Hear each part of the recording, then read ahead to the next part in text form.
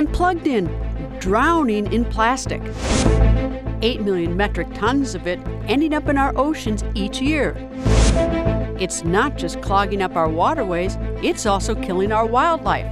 And unless we do something about it, it could end up killing you and our planet. Find out what the U.S. and the rest of the world are doing about it.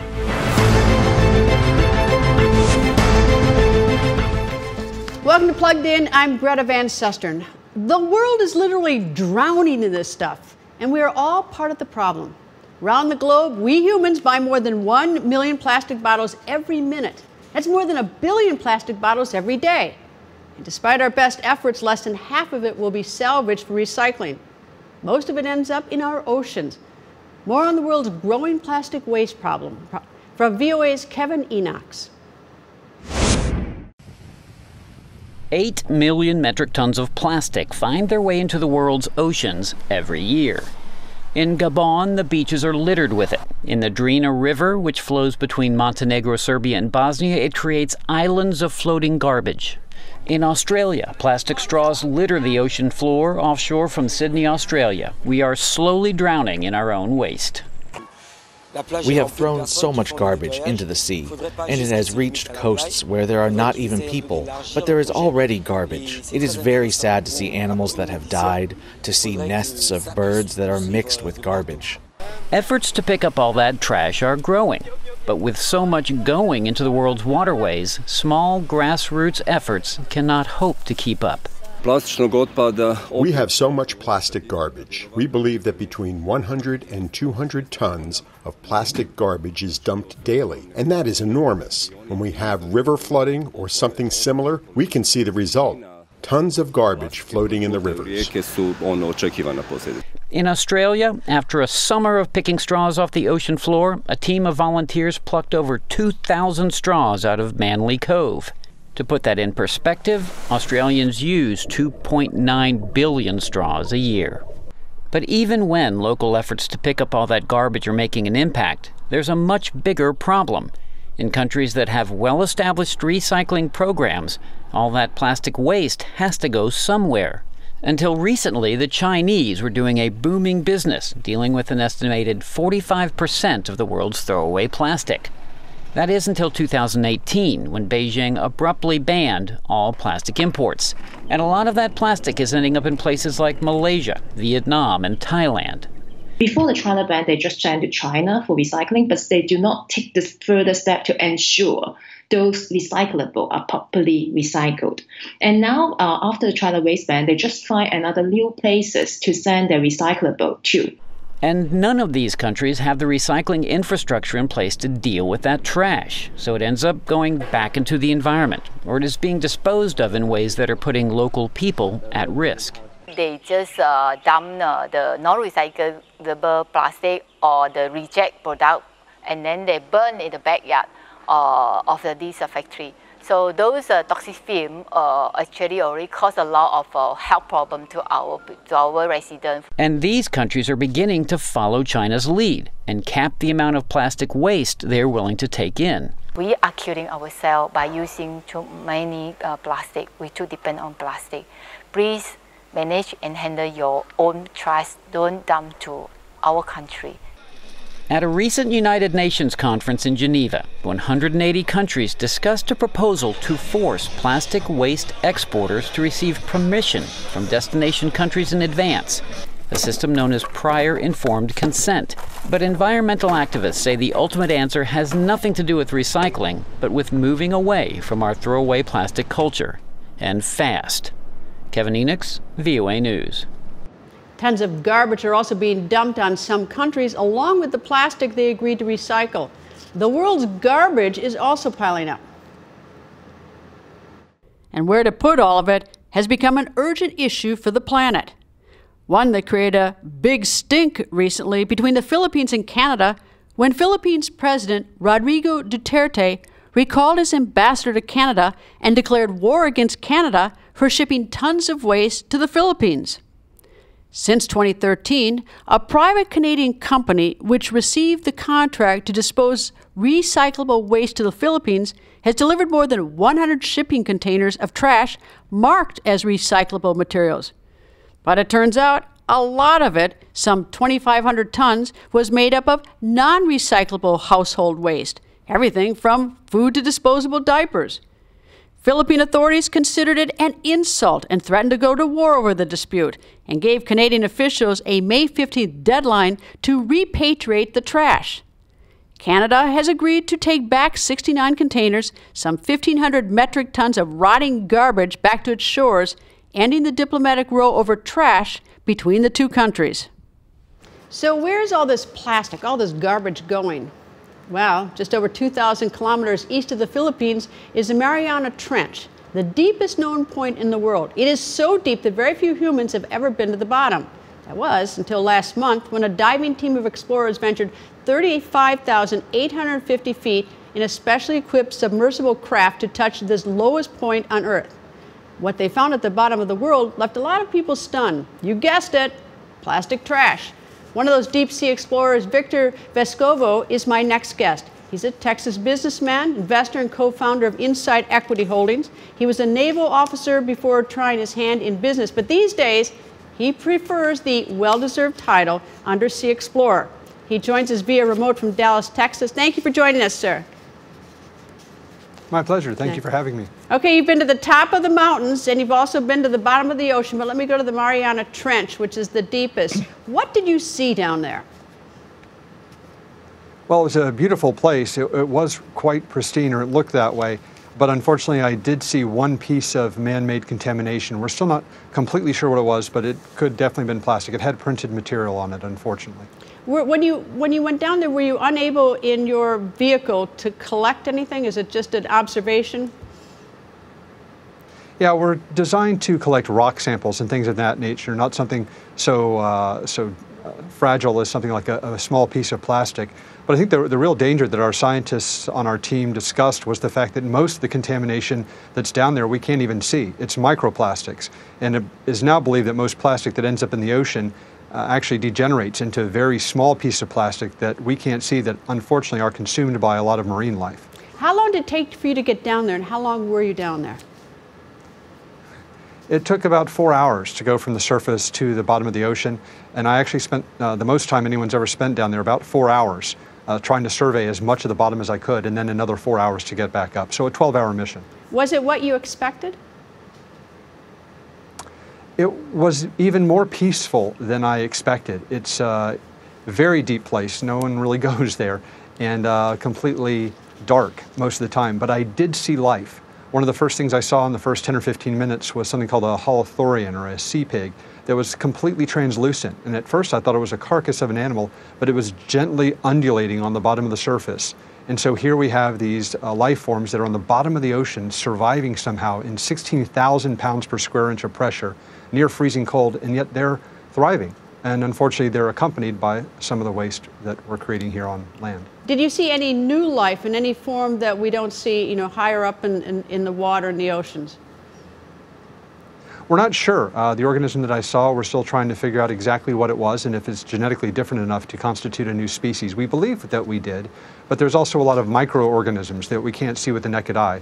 So we take samples, and we're going to be spending years probably analyzing the data to figure out exactly what we found. How did you find, or how did you build this vehicle that you used to get down to the bottom? Well, it took about 3 years, and we tried to learn on the lessons of those that have gone before us, like all good scientists or explorers do. In 1960, the Trieste went down, and then in 2012, James Cameron went down with his vessel. So we attempted to build kind of a third-generation submersible that has a 2-person titanium sphere, which has never really been built for full ocean depth like this before, and we were able to make it very compact.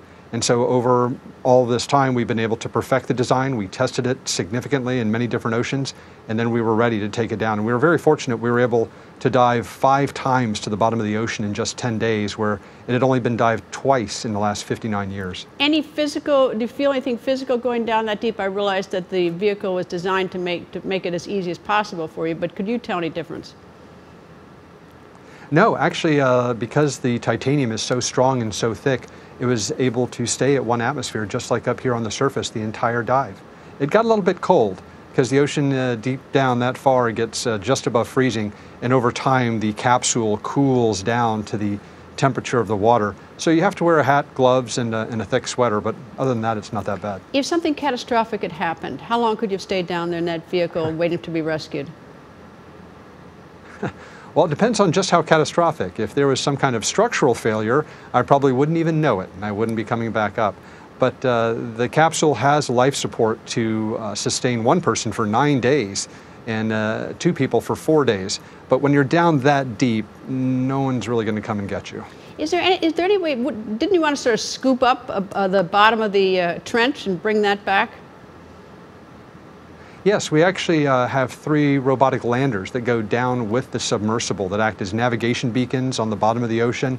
But they also have the ability to take back soil samples and water samples and even marine biological samples. And so those come up after me. And so we were able to take those samples, and that's what we're going to be analyzing for quite some time. But no results yet no early analysis of what those samples showed?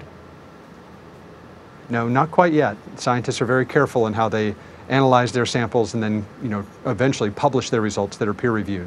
We're trying to do this right. All right, you've been to the top of mountains, the highest mountains in the world. You've been now down to the bottom of the ocean more than once. Which is more fascinating? Which is more of a surprise? They're both so different. They both have their own surprises. Climbing Mount Everest, for example, is extremely cold and very loud and quite a punishing experience physically. And so that was a bit of a personal exploration of just surviving that. Going to the ocean was much more peaceful, much more psychological, knowing that there's so much pressure outside that capsule and looking for things and being in places that no human being has ever visited, places that have never seen light. And so in a way, that was true exploration and very, very exciting. Thank you very much for joining us. I appreciate it. No, my pleasure. Thank you for having me. In October 2018, President Trump signed into law the Save Our Seas Act, raising the level of U.S. awareness and action regarding plastics in the oceans. Before President Trump signed the bill, I spoke to a co-sponsor, Dan Sullivan, a Republican United States Senator from Alaska, about the new law's impact.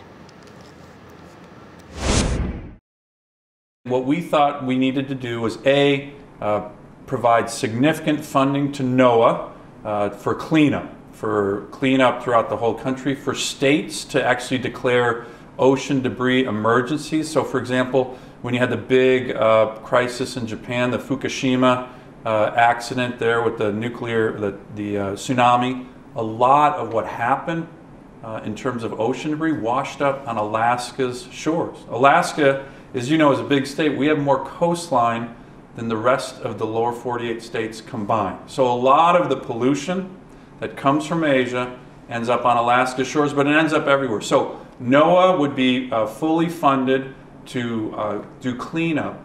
But very importantly, our bill also calls for an international agreement approach to get other countries, particularly in Asia, where the vast majority of the ocean debris comes from, to do more to clean up their ocean pollution that's often pushed into the ocean, comes on America's shores. I've talked to Secretary Pompeo about this. There's a big movement internationally, and America needs to be leading that. All right. This is to clean up. Is there anything in the bill to sort of head it off at the pass so that we aren't dumping more stuff in it? Because I imagine that the industry that makes plastic, yes, they wouldn't like something like that particularly. But what are we doing to sort of head it off at the pass so that it stops being a problem? Well, look, you're asking the exact right question, and this is a lot of this is to focus on the cleanup portion. But as I mentioned, the bill calls for, and we've been working with the Trump administration on this, for an agreement with other countries, particularly countries in Asia, China, the Philippines, Thailand, Indonesia. These are countries that account for the vast, vast majority of ocean pollution. The plastic pollution crisis spans all 4 corners of the globe, with countries from 5 of the world's 7 continents making the top 10 lists of global polluters. China comes in as the world's biggest producer of plastic waste, followed by the United States, Germany, Brazil, and Japan, generating almost 120 billion metric tons of plastic each year. About 80% of that plastic waste ends up in our oceans. Results from a 2018 study suggest that up to 95% of plastic in the world's oceans traveled through one of 10 rivers, the Yangtze, the Indus, the Yellow River, the High River, the Nile, the Ganges, the Pearl River, the Amur River, the Niger, and the Mekong. According to Greenpeace, the 4 main sources of plastic in the ocean are fishing gear, industrial materials, microplastics found in consumer products such as cosmetics and toothpaste, and garbage. To talk about the global threat from all the garbage and all the plastic the world produces and what the United States is doing about it, we are joined by VOA Science and Environment correspondent Steve Baragona. Steve, when you listen to Victor Vescovo talk about the bottom of the ocean, more than 36,000 feet, you know, how beautiful it is and what an exciting adventure, and then you hear there's a plastic bag down there, or what appears to be. What's happening in the oceans? Yeah, the whole planet basically at this point. When the archaeologists dig up our remains millions of years from now, there will be one solid layer of plastic all around the planet, and that'll be all that's left of us. What does the United States do, or what are some of the other nations doing? Well, in the U.S., there are some efforts to get to the bottom of this. There are some corporate programs to try to produce some different kinds of plastic. One of the big problems with plastic is certain plastics are very hard to recycle. When you make a plastic bottle, you've got the plastic, you've got a dye, you've got maybe something to make the plastic more rigid, and it's hard to separate all those things. So you need to have some kind of monomer, the base molecule that can separate out from all those things cleanly. Because right now what happens is you basically just shred it all up and you've got little bits of all these different things mixed in, and it doesn't make a good product to start with. If you're going to make a new plastic bottle, you want to have a pure material, and you can't do that right now. But there are some new breakthroughs where they're discovering molecules that you can actually separate out the individual molecule, and you can basically start from scratch. This is all at the lab stage right now, so it's not like you're going to find it in your Coke bottle on Monday, but it's coming. Well, the level of the crisis is rather catastrophic. We had the garbage patch in the Pacific that we've covered here on this show.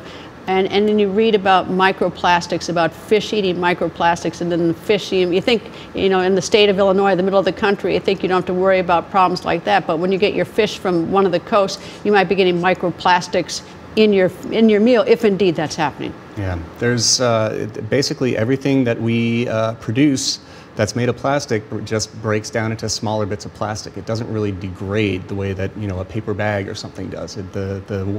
The planet hasn't really figured out a way to fully recycle these things yet, and neither have we. Well, China's the biggest producer, but the United States is right there producing lots of plastic. And Americans, and I admit I use plastic myself, Americans seem likewise addicted to plastic. And you see all over the world people addicted to plastic, either drinking bottles of water. Yeah, I mean, one of the differences is in this country we do have okay recycling systems, not great recycling systems, and people still don't use them terribly well. But in a lot of parts of the world, there aren't even systems in place where you could recycle your bottles if you wanted to. I mean, in a lot of countries, they don't have garbage men. You take your garbage and you take it out back and you burn it, and that's how you get rid of your trash. So one of the efforts that's underway on a lot of different levels is to try to develop these systems to remove the trash, remove the recycling, and just start from that kind of baseline of having the opportunity to recycle these things in the first place. Well, you see the fight between the Philippines and Canada over garbage. Yeah. And that was something else. All right, there's plastic, there's garbage. Are we doing enough about garbage in the oceans as well, which is a little different than plastic, although plastic is garbage? I mean, it's no. The short answer is no.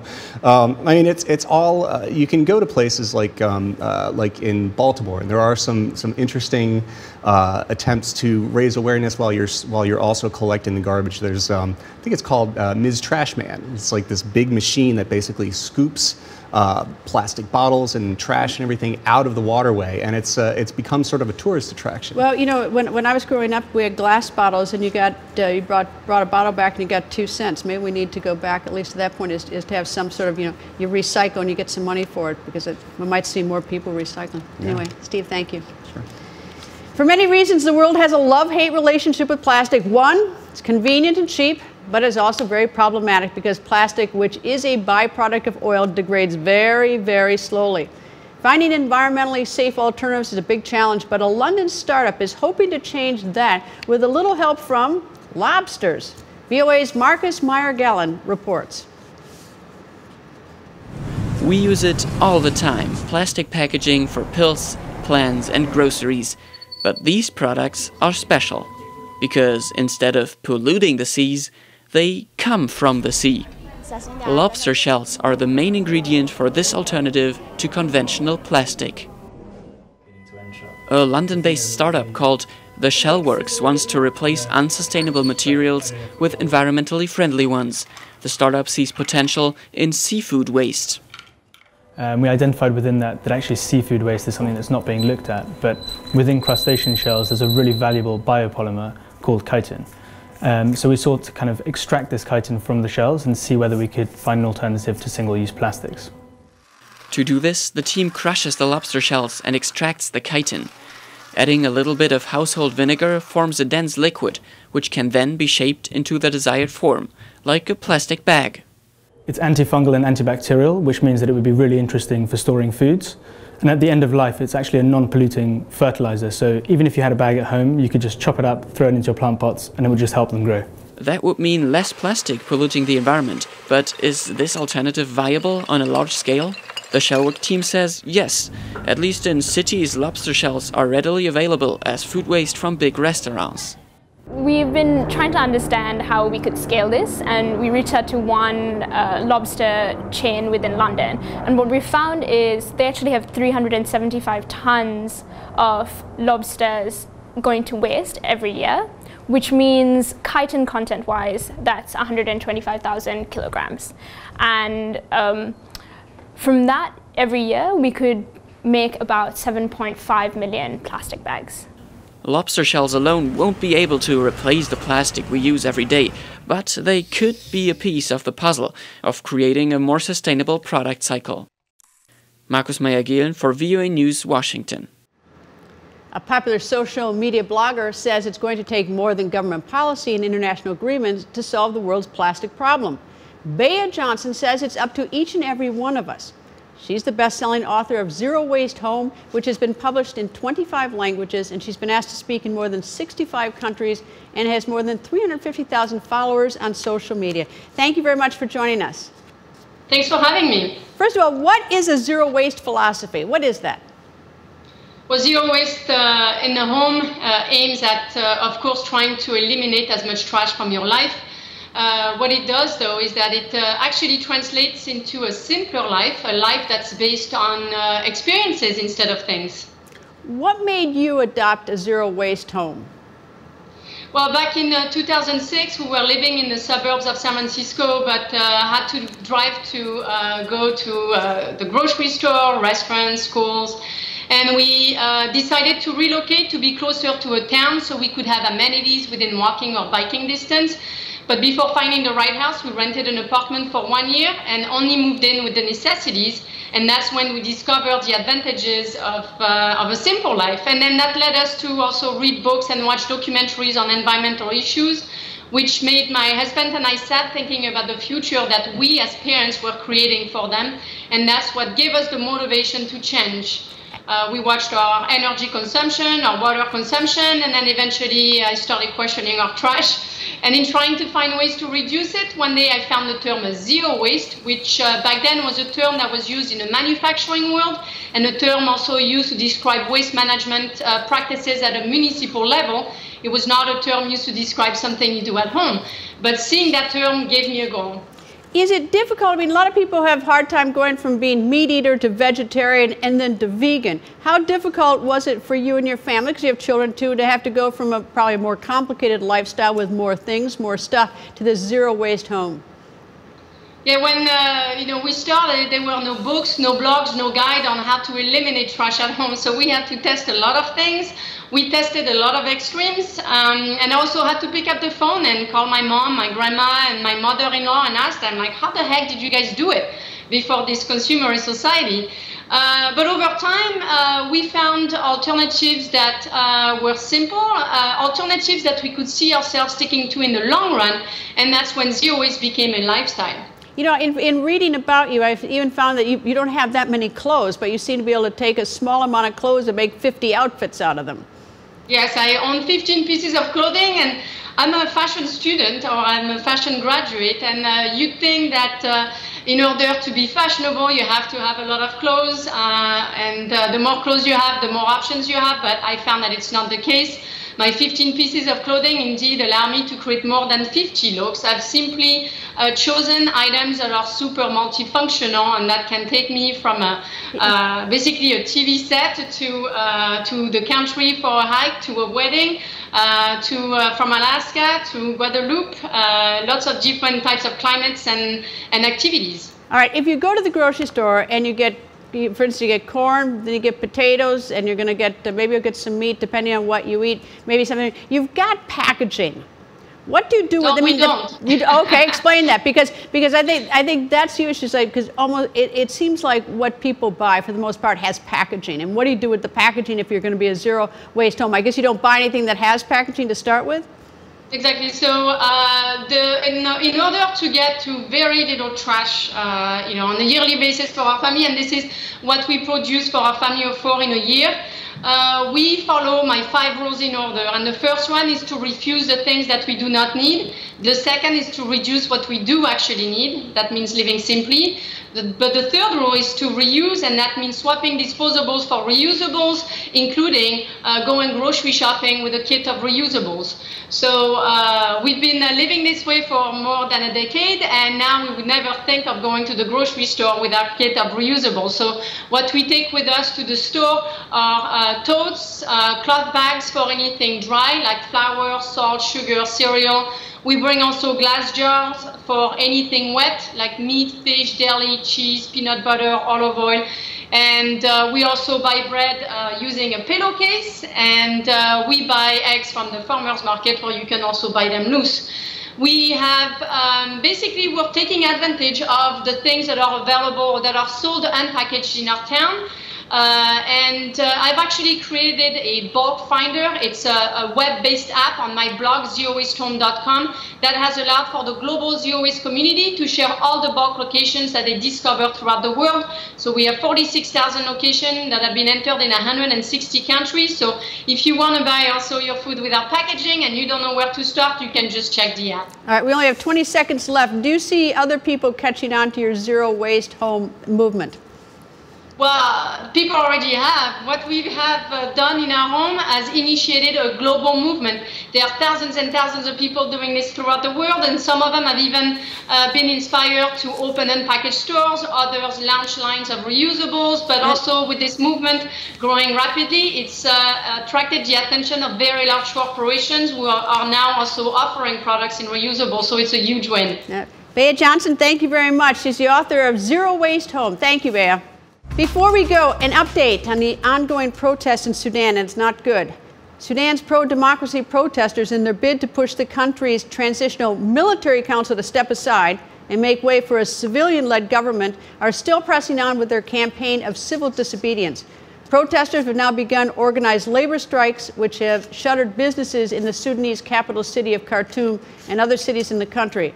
In response, Sudan's military council is using brute force against the protesters. The military council has been in control of Sudan since former dictator Omar al-Bashir was ousted in April. The latest attacks on protesters by the military council have again resulted in death. Reports say more than 100 protesters so far have been killed, 500 injured by the ruling military council.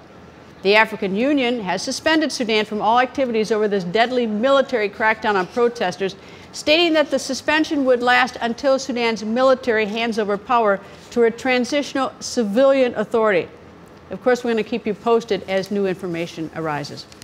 That's all the time we have for today. Stay plugged in by liking us on Facebook at Voice of America. You can also like my Facebook page at facebook.com/Greta. And do follow me on Twitter at Greta. Thank you for being plugged in.